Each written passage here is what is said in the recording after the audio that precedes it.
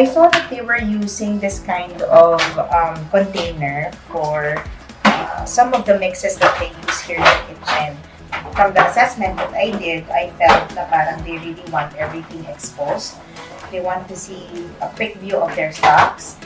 And this is such a nice idea to have like wire baskets like this. Kasi kita mo talaga through kung anong itsura and kung gaano pa siya kadami. Yung iba dito, it's placed high in the pantry, hindi nasa eye level. So, hindi mo nakikita kung ano talaga yung nasa loob. So, again, when you're going to do a quick inventory, hindi mo napapansin na madami pa pala and you keep on buying the same items.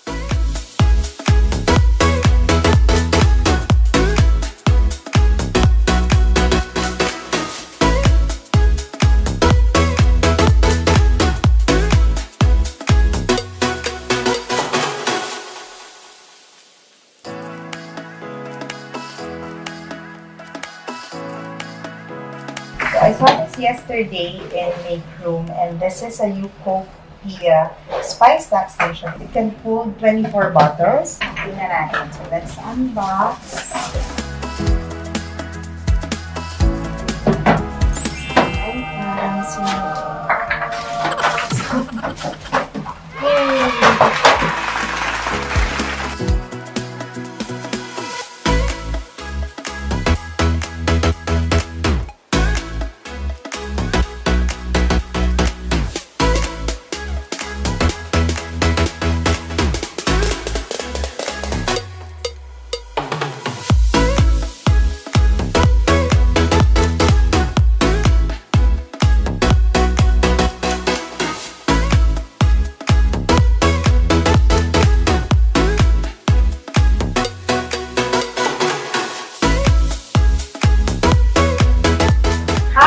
So we're done with our Makeroom project. I call this Making a Room with Makeroom because most of the items that we use here are from Makeroom.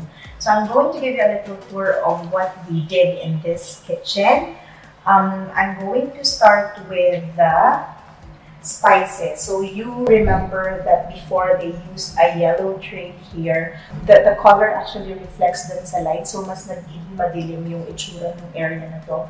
So I used a clear tray, also a lazysusan where it rotates. So mas madali mo ma-identify kung ano yung kailangan mo when you're cooking. And then I utilized this space for spices. So madami silang collection of Himalayan salt. So I put it in one basket. And then here, these are the spice rack that I bought from Makeroom. See? So it's very convenient for you to choose your spices. We labeled it and we tried arranging it alphabetically. But in this area, hindi na siya alphabetical because it like that. So even the small containers, you can also put here. So it's very nice, this spice rack. Now, remember this area, medyo halo-halo yung mga items na nakalagay. So we were able to sort it out. So all like items together. So since this area is intended for cooking, so we moved all the items that they use for cooking in this side. Here also. So more cooking essentials, ginagamit nila. And then on that area is where I put yung mga utensils nila kasi this is near the exit going to the dining. So mas madali if dito nakalagay yung mga items needed for. So there, serving spoon. This is where we put the placemats before kasi it's on the other side. Now we move on to the pantry. As much as possible, we allot lang an area specifically for food. Remember when I mentioned earlier about mental inventory? Hopefully, this system will work well for them in terms of having quick inventory list when they go to the grocery. It's more efficient, it's more systematic. Light items, again, are together. And we also decanted some items. It remains in the packaging para naiiwasan yung spillage and para makontaminate kasi diba madaling mapasukan ng insects kapag gano'n. So we moved it to container jars just so it's easier also again to monitor kasi kita mo talaga through and through, diba, walang nakatago. Alam mo agad kung anong nawawala, alam mo agad kung anong meron, alam mo agad kung ano bang marami. And of course, these are again another lazysusan I used for their extra spices. Nilagay ko lang din dito some of yung mga nagdoble na spices dun sa spice rack natin. Here in this area, this is retained. Yung area pa rin for preparation, it's still clear. But here, we made sure na these are just all their serving dishes and some extra plates.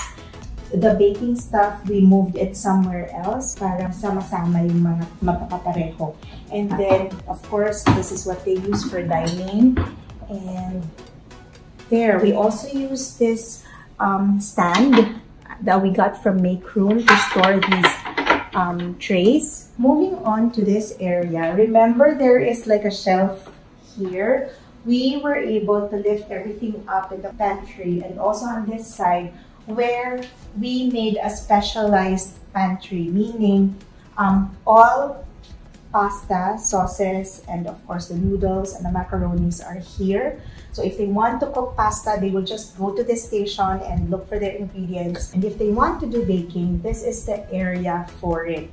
At the same time, not just the ingredients, but also the items that they will be using for baking, it's here. Wala kami masyadong ginawa. It's really just moving around the items para mas maging efficient yung flow ng kitchen. And then on this area, actually sobrang luwag na lang nito kasi before, di ba, meron ditong items for baking, meron pang mga extra food. But right now, at least we're able to utilize it for some of their glass collections pa.